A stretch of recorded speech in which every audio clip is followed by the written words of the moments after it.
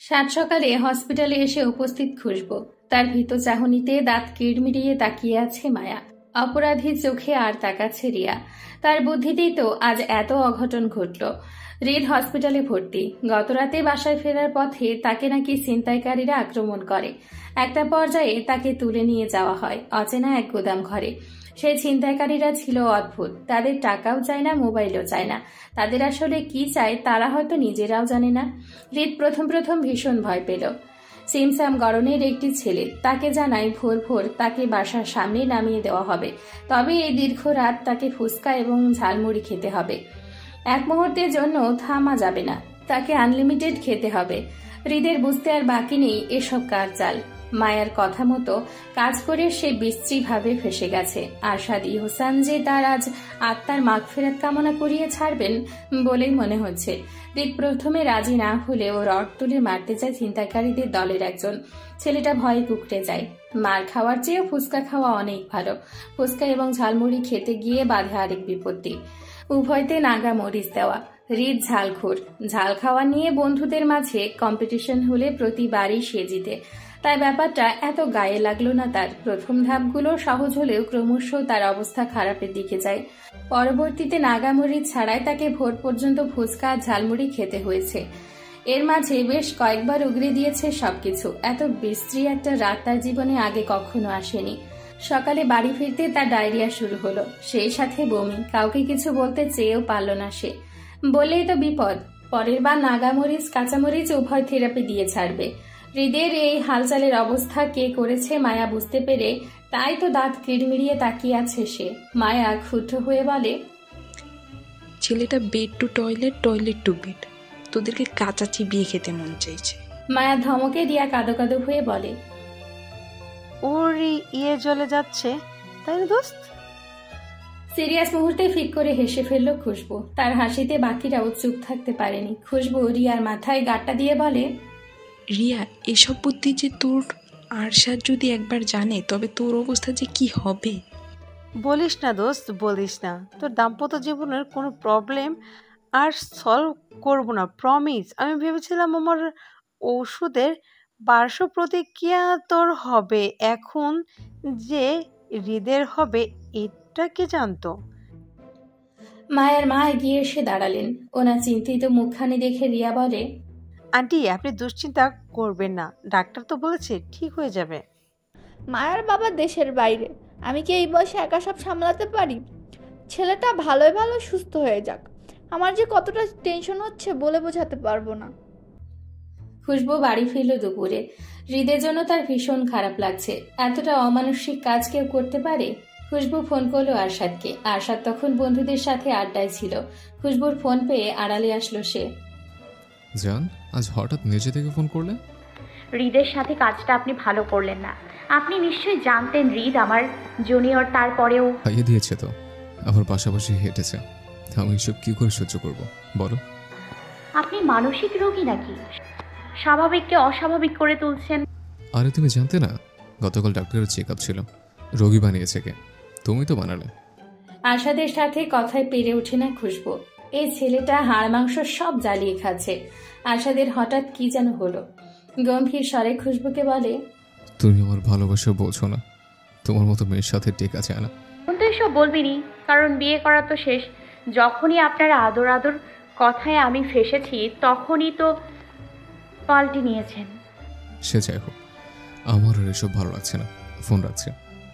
Arshad phone কেটে দিল। সেদিনের পর আর খুশবুকে ফোন করেনি আরশাদ। খুশবু অবাক হয়, ভীষণ অবাক হয়। যে ছেলের ফ্লুজি ফ্লুজি করে শ্বাস আটকে আসতো সেই ছেলে কিনা তাকে এড়িয়ে যাচ্ছে, এসব মানতে পারে না খুশবুর সরল মন। আজ 2 দিন হয়ে গেল আরশাদের সাথে তার যোগাযোগ নেই। মূলত আরশাদ যোগাযোগ করেনি তার সাথে। কাঁদতে কাঁদতে মেয়েটার বেহাল দশা। অনিমা সবটাই দেখেছেন, বুঝতেও পারেন, কিন্তু কিছুই বলার নেই তার। বাহারুল হক প্রতিদিন ঘরে অশান্তি করেই যাচ্ছেন। মেয়ের জীবন নিয়ে ছেলে খেলা তিনি কিছুতেই মানবেন না। সকাল 6টায় বাহারুল হক হাঁটতে বেরিয়েছেন। অনিমা নিজে দৈনন্দিন কাজে ব্যস্ত হয়ে পড়লেন। হঠাৎ কলিং বেলের শব্দে ছুটে গেলেন দরজার কাছে। আরশাদ এসছে। একটি ট্রলি হাতে দাঁড়িয়ে আছে ছেলেটা। অনিমাকে দেখে খুশিতে আতখানা হয়ে আলগোছে জড়িয়ে ধরেছে ছেলেটা। খুশিতে অনিমার চোখে পানি চলে এসছে। আম্মু ভালো আছেন? আম্মু শব্দটা আরশাদের কাছে বেশ কঠিন, তবুও আদর মেখে ডাকছে সে। ভালো বাবা, খুব ভালো। কখন এলে? এই তো 2 ঘন্টা আগে। মম ড্যাডকে বাড়িতে পৌঁছে দিয়ে সব বুঝে আমি এদিকে আসলাম। এখন ফ্রেশ হয়নি। তুমি মেয়েটার সাথে কি শুরু করেছো বলো তো? গত 2 দিন থেকে তার খাওয়া দাওয়া বন্ধ। তুমি আসবে আমি সব জেনেও চুপচাপ হজম করছি। আমি আসবো বলেই তো তার সাথে এমন একটা নাটক করলাম। ব্যাপারটা সারপ্রাইজ। যাও বাবা, ফ্রেশ হও। আমি খুশবুকে ডেকে পাঠাচ্ছি। না না, আমি এখন ঘুমাবো। আমি যাচ্ছি তোর রুমে। এই টয়লেটে রাখুন, এখানে যা যা আছে সব আপনাদের। অনিমাকে আর কোনো কথা বলার সুযোগ না দিয়ে আরশাদ চলে গেল তার ফ্লুজির রুমে। মেয়েটা হাত পা ছড়িয়ে ছিটিয়ে সারা বিছানা জুড়ে ঘুমিয়ে আছে। আরশাদ বসলো তার ফ্লুজির মুখোমুখি। কত মাস পর, কত মুহূর্ত পর আবার দেখা, আবার ছুঁয়ে দেওয়া লোভ পূরণ হতে চলেছে। আরশাদ হাতের ঘড়ি খুলে টেবিলে রাখলো। পকেট থেকে একে একে দরকারি সব বের করে ওয়াশরুমে গিয়ে ফ্রেশ হলো। আয়নায় নিজেকে দেখে নিল একবার। ক্লান্ত হলেও আজ তাকে ক্লান্ত লাগছে না। ফুরফুরে মেজাজে শুয়ে পড়লো তার ফ্লুজির পাশে। আরশাদের মনে কোনো দ্বিধা নেই, সন্দিহান নেই। ক্লান্ত দু চোখ নিয়ে নির্বিশেষ তাকিয়ে রইল তার ফ্লুজির পানে। ফ্লুজিকে বুকে টেনে ঘুমে রাজ্যে তলিয়ে গেল সে। একটা সুন্দর স্মৃতি উষ্ণ মুহূর্তে কেটে গেল দুজনের মাঝে, অথচ তাদের কারো হুঁশ জ্ঞান নেই। আরশাদের ক্লান্ত শরীর ঘুমের কোলে ঢলে পড়েছে, অপরদিকে খুশবু উষ্ণতা পেয়ে নিজেকে আরো গুটিয়ে ঘুমকে সঙ্গ দিয়েছে। বেলা 12টায় আচমকা খুশবুর ঘুম ভাঙল। শরীরে পেঁচানো ভারী বস্তুটার ওজন তার ছোট্ট দেহখানি নিতে ব্যর্থ। ঘুমের ঘোর থেকে ছিটকে বেরিয়ে আসে খুশবু। ড্যাব ড্যাব চোখে তাকাতেই বুঝতে পারে আরশাদ। আরশাদ তাকে জড়িয়ে ধরে আছে। এই সময় আরশাদ কোত্থেকে আসবে? তাও তার বিছানায় এলোমেলো হয়ে যায় মেয়েটার ভাবনা চিন্তা। থরথর করে কাঁপতে থাকে দেহখানি। খুশবু ফুপিয়ে উঠতে আরশাদের ঘুম ভেঙে যায়। ধরফড়িয়ে উঠে বসে উত্তেজিত হয়ে বলে, কি হয়েছে জান, কাঁদছো কেন? আরশাদ অস্থির হয়। নিজের কোনো ভুল করেছে কিনা ভেবে পাচ্ছে না। ফ্লুজি, কাঁদছো কেন? খুশবু আরশাদের বুকে ঢলে পড়ে। বড় বড় নখের সাহায্যে খামচে দেয় আরশাদের বুক গলা। আরশাদ কিছু বলতে চেয়েও বলতে পারে না। কান্নার সাথে সাথে যে খুশবু রাগ ঝাড়ছে তার আর বুঝতে বাকি নেই। এবার তো থামো। আর কতটা অনিশ্চয়তা রাখবেন আমায়? I hate you Arshad, I hate you. But I love you. এসব কথা বলবেন না, খবরদার। মেরে মুখ ভেঙে ফেলবো। আমায় কেন কষ্ট দিচ্ছেন আপনি? আমি কি দোষ করেছিলাম? বা মায়ের সাথে কতটা রাগারাগি করেছে, আমার সাথে মন খুলে কথাও বলে না। সব ঠিক হয়ে যাবে, এই যে আমি এসেছি তো। খুশবু সরে বসলো, গাল ফুলিয়ে তাকিয়ে রইল অন্যদিকে। আরশাদ কিঞ্চিত হেসে খুশবুর হাত টেনে বলে, তুমি দেখতে পাচ্ছ কি? আমার তৃষ্ণার্ত ঠোঁট দুটো। আরশাদ খুশবুর চুলে হাত বোলায়। রৌদ্রময় দুপুরে খা খা করছে তখন দুটি হৃদয়। দু ঠোঁটের মাঝে অচিরে যেন খরা সৃষ্টি হয়েছে। প্রেমের বর্ষণ নামানো যে তাই। আরশাদ খুশবুকে বাধ্য করতে চায় না। অপরদিকে খুশবু লজ্জায় কাছে আসে না। খুশবুর ফোলা গাল চেপে ধরে আরশাদ। ভদ্রতার মুখোশ ছাড়িয়ে প্রেমের জোয়ারে ভেসে যায় উদ্দেশ্যহীন। খুশবু বাধা দেয় না। আরশাদের প্রতিটা ছোঁয়া তার খরা হৃদয়ের প্রাণ ফেরায়। আরশাদ ক্রমশ আক্রমণাত্মক হয়ে ওঠে। ভালোবাসার প্রতিটা স্পর্শ ব্যথার সঞ্চার করতে কুকড়ে ওঠে ফ্লুজি। ফ্লুজির ছটফটে ভাব দেখে আরশাদ ছেড়ে দেয় তাকে। বুকের কোণে আগলে ধরে কপালে ঠোঁট ছুঁয়ে বলে, সরি জন, সরি, আমি একটু বেশি অ্যাগ্রেসিভ হয়ে পড়েছে। খুশবু চোখে জল এসে যায়। তিরতির করে কাঁপছে তার ঠোঁট। আমি বোধহয় আপনার হাতেই মরবো। আরশাদ হাসে। খুশবু রক্তিম ঠোঁটে হাত বোলায়। খুশবুকে আরো কাছে টেনে বলে, মারতে মারতে বাঁচিয়ে দেবো, অভ্যাস হয়ে যাবে। না না, লাগবে না আমার অভ্যাস, আমার ঠোঁট। আরশাদ খুশবুর ঠোঁটে আঙ্গুল চেপে ধরে। ফু দিয়ে উড়িয়ে দেয় গালে এলিয়ে থাকা চুল। এবার তোমাকে মারতে এসেছে। আরশাদের প্রতিটা স্পর্শে যে ঘটার আগে লুটিয়ে পড়বে বক্ষে। বাহারুল হক ডাইনিং স্পেসে আসতেই চমকে গেলেন। আরশাদ একটি চেয়ার দখল করে বসে আছে। তার পাশে দাঁড়িয়ে খুশবু। বাহারুল হকের হতবাক চাহনি দেখে আরশাদ ঠোঁট কুঁচকে হাসল। আসসালামু আলাইকুম আব্বু, ভালো আছেন? সালামের জবাব নেওয়ার কথাও যেন ভুলে গেলেন বাহারুল হক। মেয়ের দিকে তাকিয়ে স্তম্ভিত হয়ে তিনি বলেন, তুমি? আজ সকালে এলাম।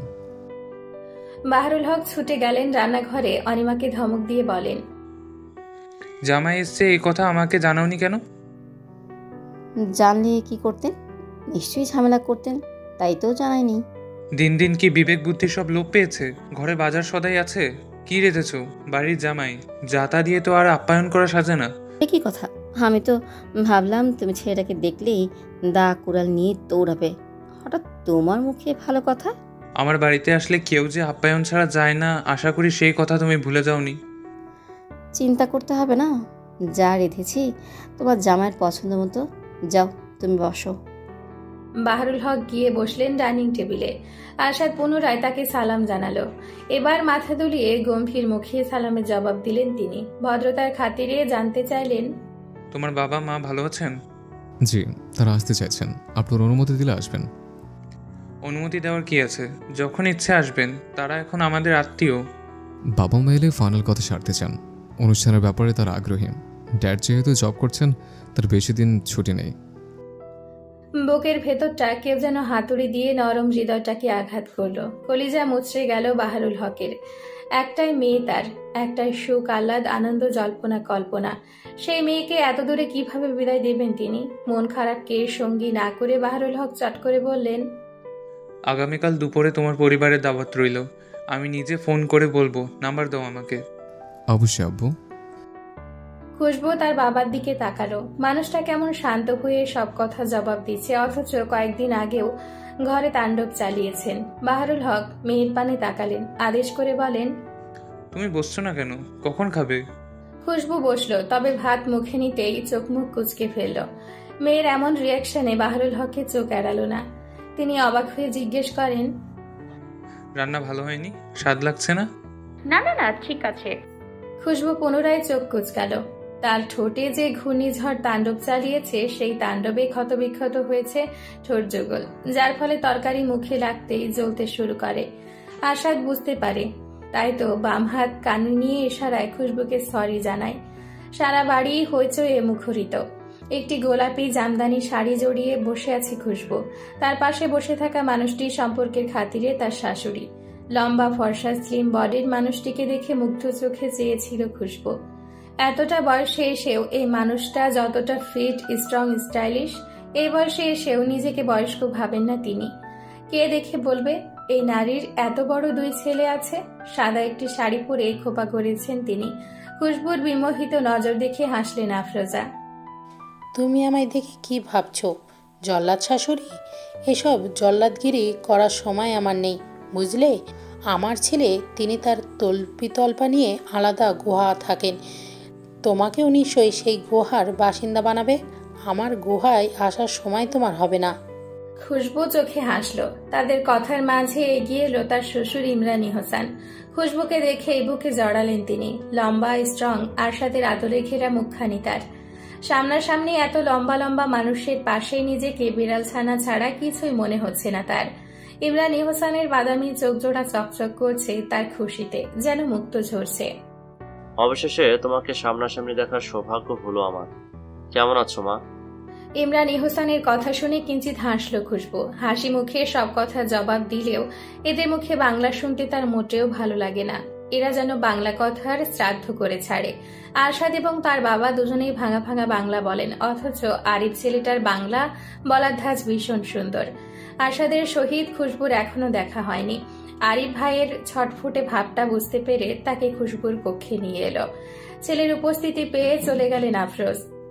আরিফ ভাইয়ের দিকে তাকিয়ে ভাব নিয়ে বলে, তোমার সুযোগ করে দিচ্ছি, আর আমার বেলায় যত আদেশ উপদেশ বাধা বিপত্তি।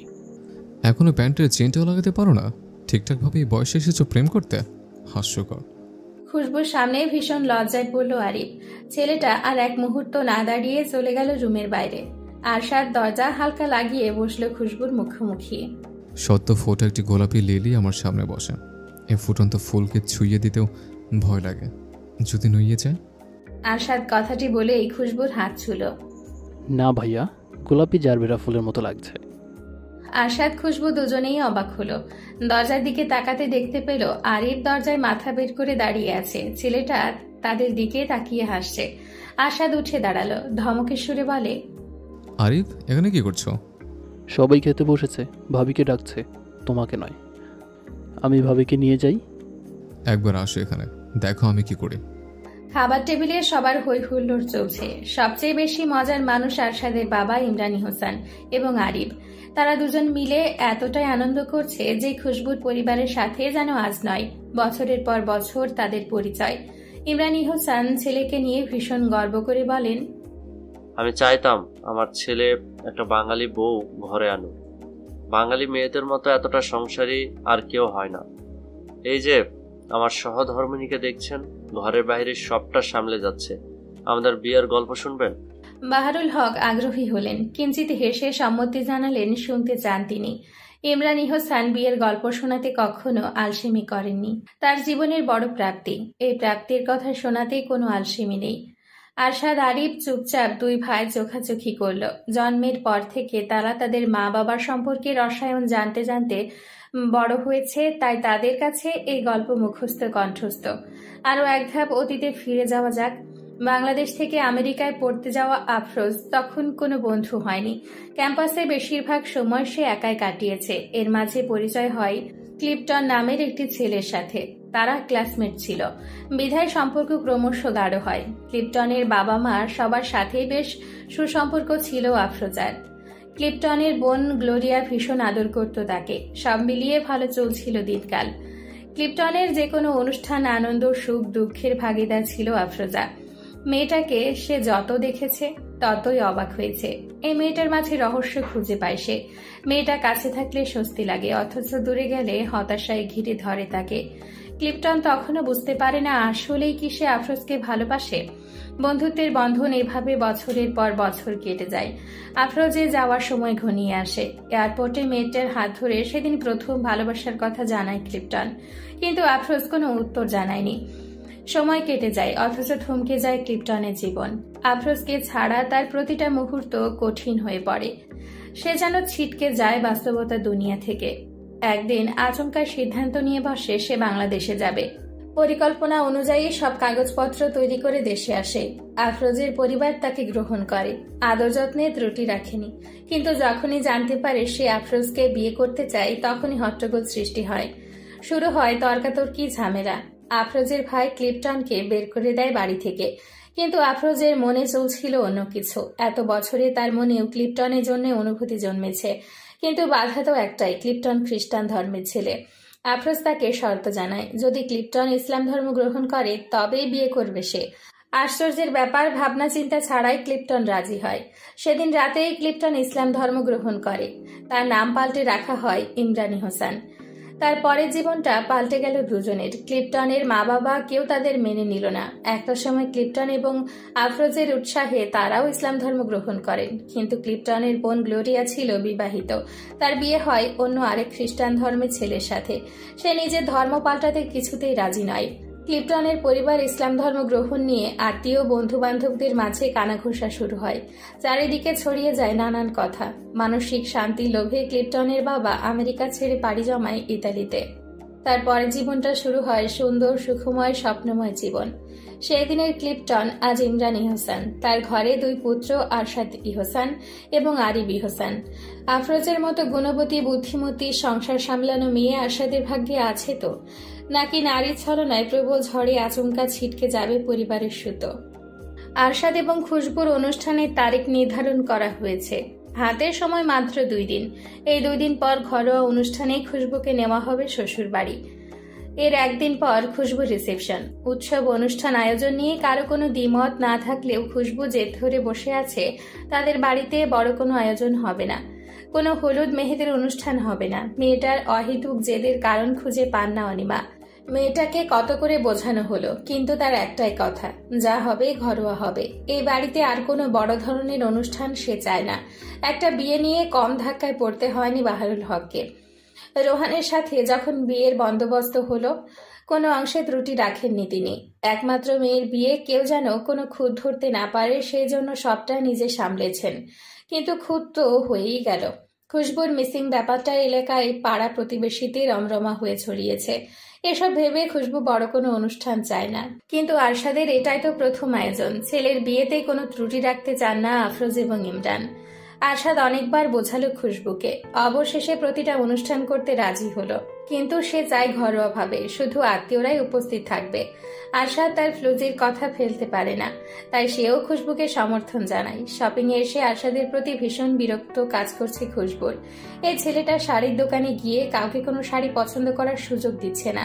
সে যেন একাই 100, পছন্দ মতো শাড়ি তার ফ্লুজির গায়ে ধরছে, আবার প্রশ্ন করছে, এই পছন্দ হয়েছে তোমার? এই রংটা কি ভালো মানাবে? ছবিতে কোন রংটা ভালো ফুটবে? হাজারটা প্রশ্ন নিয়ে শাড়ি খুঁজে যাচ্ছে আরশাদ। আজকে শাড়ি কেনায় খুশবুরও পাত্তা নেই। আরশাদ একাই 100।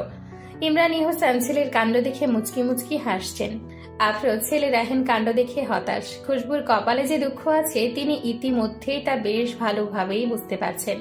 ইমরানের দিকে তাকিয়ে আফরোজ বলে, এই হাসবে না, তোমার ছেলে তো তোমার থেকেও কয়েক ধাপ এগিয়ে। মিউ ফিগলিও। অর্থাৎ আমার ছেলে। ইমরানের হাসিতে আজ যেন মুক্ত ঝরছে। অনিমা অবাক হলেন। এই দেশের কালচারের সাথে এসব নিশ্চয় যায় না। কনের কেনাকাটায় বর পিছনে মুখ লুকিয়ে দাঁড়িয়ে থাকে। যদি প্রশ্ন করা হয় তখন মুখ থেকে জাটুর শব্দ আসে। এর বাইরে তো মুখে রা নেই। যদিও যোগ এখন আপডেট হয়েছে, সবার মান্যতা পাল্টেছে, কিন্তু তাতেও আরশাদ সবাইকে ছাড়িয়ে এক ধাপ এগিয়ে গেছে। আরশাদ একটা শাড়ি কিনে ক্ষান্ত হয়নি। পরপর সে অনেকগুলো শাড়ি কিনেছে। পাতলা জর্জেট শাড়ি দেখে মুখ কুঁচকে যায় খুশবুর। মায়ের দিকে তাকালেও করুণ দৃষ্টিতে। এসব শাড়ি সে পছন্দ করে না। অনিমাও কখনো মেয়েকে এসব শাড়ি পরতে দেননি। পাতলা নেট ও জর্জেটের শাড়ি বড্ড দৃষ্টিকটু ঠেকে তার কাছে। অথচ আরশাদ ঘুরে ফিরে এসব কেন কিনছে? খুশবু আরশাদের কাছে দাঁড়িয়ে স্বল্প স্বরে বলে, আমি এসব শাড়ি পরি না। But why? পাতলা মানে ভালো লাগে না। খুশবু আরশাদকে বোঝাতে পারল না। হয়তো বুঝলেও মানত না। মানলেও একবার পছন্দ যখন করেছে কিনেই ছাড়তো। শাড়ি জুতা কেনা শেষে সবার ঝোঁক গেল গয়নার দিকে। সবাই গোল্ড কিনতে যাওয়ার জন্য অন্য ফ্লোরে গেল। খুশবু তাদের পেছন পেছন যাচ্ছিল। এমন সময় তাকে ফোন করে ছোট মামি নেহা। মেয়েটা কথায় মন দিয়ে হাঁটতে হাঁটতে হঠাৎ হারিয়ে ফেলল তার দলকে। আরশাদ, আরিফ, অনিমা কাউকেই দেখা যাচ্ছে না। খুশবু দ্রুত ফোন করলো আরশাদকে। দুঃখের বিষয়, ফোনে টাকা নেই, যার কারণে ফোনে থাকা অপর পাশের ব্যক্তিটি তাকে সাজিয়ে গুছিয়ে সুমিষ্ট স্বরে নিষেধাজ্ঞা দিয়ে দিয়েছে। এত বড় শপিং মলে সে কোথায় খুঁজবে তাদের? খুশবু গোল্ডের দোকান খুঁজতে লাগলো। হঠাৎ তার পাশাপাশি কেউ সমান তালে হাঁটায় ঘাড় ঘুরিয়ে তাকায় সে। কেমন আছো? রোহানকে দেখে মুহূর্তেই দুপা থেমে যায় খুশবুর। মেয়েটার অন্তরাত্মা কেঁপে ওঠে মুহূর্তেই। ভয় পেলে? ভয় পাবো কেন? সরুন সামনে থেকে। বিয়ের শপিং করতে এসেছো? উপস, সরি, বিয়ে তো হয়েই গেছে। তোমার বিদেশি বর কোথায়? আপনার সাথে কথা বলার রুচি আমার নেই। শোনো, এত অধৈর্য হচ্ছ কেন? আমার বিয়েতে যেই খেলটা দেখালে। খেলা আমি দেখিয়েছি নাকি আপনি দেখিয়েছেন? আপনি আপনার গার্লফ্রেন্ডের সাথে? ছি! বিয়ের আগে ওসব করাই যায়, এতে এত নাক কুচকানোর কি আছে? আচ্ছা, আসল কথায় আসি। আমি যখন বরযাত্রী সেজে তোমার বাড়ি গেলাম তখন তুমি নেই, তুমি উধাও। এবারও যদি একই ঘটনা পুনরায় ঘটে, তুমি বউ সেজে বসে রইলে, তোমার বরটাই এলো না। মুখটা ধক করে উঠল খুশবুর। মেয়েটা যেন শূন্যে ভাসছে। এমন কথা শুনেই তো তার গায়ে কাটা দিচ্ছে। খুশবুর থমকে যাওয়ার সুযোগ নিয়ে রোহান তার হাত চেপে ধরে। এতটা দুঃসাহস রোহান দেখাবে তার স্বপ্নেও ভাবেনি। দ্রুত নিজের হাত ছাড়াতে চেষ্টা করে সে। অসভ্য বেয়াদব! কত বড় সাহস! কত বড় বেয়াদব! এই হাত ছাড়! এই হাত আমার ধরার কথা ছিল, শুধু আমার। আমি মানুষ জড়ো করব, সবাইকে ডাকবো। তো ডাকো, আই ডোন্ট কেয়ার। খুশবু কেঁদে ফেলল। নিজের হাত ছাড়াতে চাইলে রোহান তাকে টেনে নিয়ে যায়। আশেপাশে সকলেই অবাক হয়ে দেখছিল তাদের, কিন্তু কেউ কোনো কথা বলার আগ্রহ দেখায়নি। রোহান যখন খুশবুর সাথে জোরাজোরি করছিল তখনই রোহানের গালের সজোরে চড় পড়ল। খুশবুর হাত ছেড়ে ছিটকে দূরে সরল সে। আরশাদ এক চড়ে থামল না, ক্রমশ কিল ঘুষি মারতে থাকলো রোহানকে। দাঁতের সাহায্যে ঠোঁট কেটে রোহানের রক্তাক্ত অবস্থা। খুশবু ভয় পেয়ে গেল। আরশাদকে টেনে সরিয়ে আনতে সেখানে উপস্থিত হয় সিকিউরিটি গার্ড। কারোর সাথে কোনো কথা না বলে খুশবুকে নিয়ে সরে যায় আরশাদ। ওর গালে দুটো চড় দিতে পারলে না? আমি ঘাবড়ে গিয়েছিলাম। ঘাবড়ে গেছিলে? তাহলে এখন আমার গালে চড় মারো, মারো মারো। আরশাদ খুশবুর হাত টেনে নিজের গালে চড় দিতে শুরু করে। খুশবু ভয় পেয়ে যায়। হাত সরিয়ে নিতে গেলে আরশাদ বলে, ফ্লুসি, এই ফ্লুসি, হাত লাল হয়ে গেছে, ও শক্ত করে ধরেছে, তাই না? হাত দুটো ধরার অধিকার আমার, তাই না? আরশাদের পাগলামিতে খুশবু ফোপাতে থাকলো। তার চুপসে যাওয়া চাহনিতে আরশাদ ধমক দিয়ে বলে, কি হলো বলো? এই কথা বলছো না কেন? আরশাদ, চলো আমার সাথে। খুশবুকে টেনে নিয়ে গেল আরশাদ। চারিদিকে ওয়াশরুম খুঁজতে খুঁজতে তার বেহাল দশা। অবশেষে পেয়েও গেল। শুরু হলো তার পাগলামো। আরশাদ তার ফ্লুজির হাত শরীরের সমস্ত শক্তি ব্যয় করে ঘষে যাচ্ছে। হ্যান্ডওয়াশের বোতলটা শেষ পর্যায়ে, তবুও চেপে চেপে পরিমাণের তুলনায় বেশি হ্যান্ডওয়াশ খুশবুর হাতে মাখছে আরশাদ। ছেলেটা রাগান্বিত, উত্তেজিত, অথচ চোখ জুড়ে বিরাজ করছে ভয়। আরশাদ, চুপ চুপ যা, কোনো কথা না। আরশাদ তার কাজে আবারও মনোনিবেশ করল। নখের সাহায্যে চেপে চেপে খুশবুর দুহাত পরিষ্কার করছে সে। খুশবু দুগাল অশ্রুপাতে টুইটুম্বুর। ব্যথা সইতে না পেরে তার হাত ঝাঁকড়া দিয়ে সরিয়ে দিতে আরশাদ রেগে ধমক দিল। খুশবু ভয় পেয়ে ফোঁপাতে লাগলো। অনুনয় স্বরে বলল, আরশাদ ব্যথা লাগছে। আর একটু যান, মরে ছুঁয়েছে এই হাত পরিষ্কার করা প্রয়োজন। আরশাদের এমন আক্রমণাত্মক রূপ খুশবু প্রথম সাক্ষাৎকারে দেখেছিল। এতটা হিংস্র আর কখনো হয়নি আরশাদ। হাত পরিষ্কার শেষে খুশবুর দুগাল মুছিয়ে দিল সে। আরশাদ আদেশ সুরে বলে, চলো আমার সাথে। আমি বাড়ি যাবো আরশাদ, আমার ভালো লাগছে না কিছু। ভালো লাগার কোনো দরকার নেই, আমার সাথে এসো। খুশবু যেতে চাইল না, তবু আরশাদ তার হাত টেনে নিয়ে গেল। ছেলেটার মাথায় কি ঘুরছে কে জানে। খুশবুর আতঙ্কিত ফোলা ফোলা চোখ দেখে অনিমা ভয় পেলেন। দ্রুত খুশবুকে কাছে টেনে বলেন, কোথায় ছিলি আম্মু? তুই কেঁদেছিস কেন? ইমরান ইহসান আরশাদের পানে তাকালেন। তিনি ভীষণ ভয় পান আরশাদের সাথে আবার কোনো ঝামেলা হয়নি তো। সবার প্রশ্নবোধক চাহনি আরশাদ বুঝতে পেরে দায়সারা ভাবে বলে, হারিয়ে গেছিল বলে কান্না করেছিল। অনিমা অবাক হলেন। খুশবুর দিকে তাকিয়ে বলেন, ফোন করলেই তো হতো। ফোনে টাকা ছিল না আম্মু। গহনা কিনতে আরশাদ কোনো মতামত জানালো না। শাড়ি জুতার ব্যাপারে আরশাদ যতটা আগ্রহ দিয়েছিল, গহনার ব্যাপারে সে ততটাই এড়িয়ে যাচ্ছে। খুশবুর ভীষণ কান্না পেল। আড়ালে বারবার চোখাচোখি করলো আরশাদের সঙ্গে, কিন্তু ছেলেটা অন্যদিকে তাকিয়ে। ইমরান, আরিফ এবং আফরোজ বুঝতে পারলেন দুজনের মাঝে জটিল কিছু হয়েছে। আর তা না হলে আরশাদ এতটাই এড়িয়ে যাবে কেন হঠাৎ? আরিফ পরিস্থিতি স্বাভাবিক করতে টেনে আনলো আরশাদকে এবং বাধ্য করলো তার পছন্দের গয়না কিনতে। সব শপিং শেষ হতে রাত 8টা বেজে গেল। সবাই রাতে ডিনার একসাথে সেরে বাড়ি যাওয়ার জন্য তৈরি। আরশাদ গাড়ি এনেছে খুশবুর পরিবারকে সে আগে ড্রপ করে দেবে, অপরদিকে আরিফ বুবা নিয়ে চলে যাবে। হ্যাঁ, এমনটাই কথা হয়েছিল, কিন্তু সব সিদ্ধান্ত ভেঙে দিলেন ইমরান হোসেন।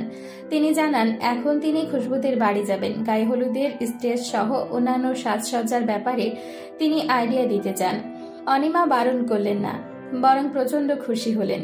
আর এই বোবা নিয়ে সবাইকে সাথে করে চলে গেল। পড়ে রইল খুশবু আর আরশাদ।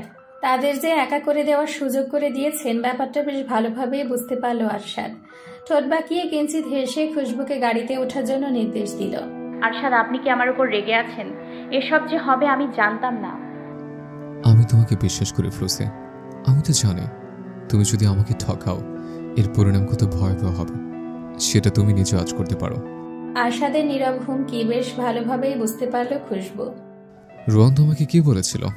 রোহানের বলা প্রতিটা কথা খুশবু তাকে জানালো। সবটা শুনে হো হো শব্দে হেসে উঠে সে। এসব কথা যেন পাত্তাই দিল না আরশাদ। আরশাদ মাঝ রাস্তায় গাড়ি থামায়। খুশবুর হাত টেনে কাছে এনে বলে, তুমি ঠিক আছো মানে সব ঠিক, তুমি ঠিক নেই মানে আমার 1 সেকেন্ডও লাগবে না যুদ্ধের ময়দান মারাতে। শেষোক্ত বাক্যটি বলে খুশবুর ঠোঁটে আলতো চুমু খায় আরশাদ। মেয়েটার আতঙ্কিত মুখ দেখে আরশাদ বলে, ভয় পাচ্ছে কেন জান? এই আরশাদ ইহসান তোমাকে ছাড়বে না।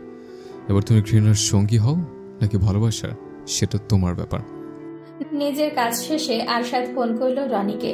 ছেলেটাকে খুব সূক্ষ্ম বুদ্ধিতে গুরুত্বপূর্ণ কিছু কথা বলল। আরশাদের আদেশ পাওয়া দেরি, অথচ রনির কাজে লেগে পড়া দেরি না। আরশাদের আদেশ মোতাবেক রনির কাজটা সম্পূর্ণ করতে লাগলো 2 ঘন্টা। আরশাদ অপেক্ষায় ছিল কখন পরিকল্পনা অনুযায়ী কাজের ফলাফল পাবে। কিছু মুহূর্ত পর রনি তাকে একটি ভিডিও পাঠায়, যেখানে দেখা যায় হসপিটালের বেডে ভাঙা হাত নিয়ে ছটফট করছে রোহান। ছেলেটার ডান হাত রক্তাক্ত বিভৎস। আরশাদের ঠোঁটের কোণে হাসি ফুটে উঠল। বাদামি চোখ জোড়া চকচকে ভাবটা আরিফের নজর এড়ালো না। ভাইয়ের হঠাৎ খুশির কারণ সে বুঝতে পারল না। আরশাদ হাসতে হাসতে চলে যায় বারান্দায়। হাতে তার জুসের গ্লাস। শুনশান আকাশের দিকে তাকিয়ে জুসে চুমুক দিয়ে সে বলে, আমি খারাপ, ভীষণ খারাপ। তোমার জন্য যতটা খারাপ হওয়া যায় আমি ততটাই খারাপ। তুমি মানো আর না মানো, আমি তোমার জন্য সব করতে পারি। আচমকা কাঁচ ভাঙার শব্দে আরিন ছুটে আসে বারান্দায়। আরশাদের হাতের গ্লাসটি ভেঙে মেঝেতে ছড়িয়ে ছিটিয়ে ভাঙা একাংশ আরশাদের হাতের মুঠোয়। তার হাত রক্তাক্ত রঞ্জিত। হাতের দিকে তাকিয়ে আরশাদের কোনো ভাবাবেগ নেই।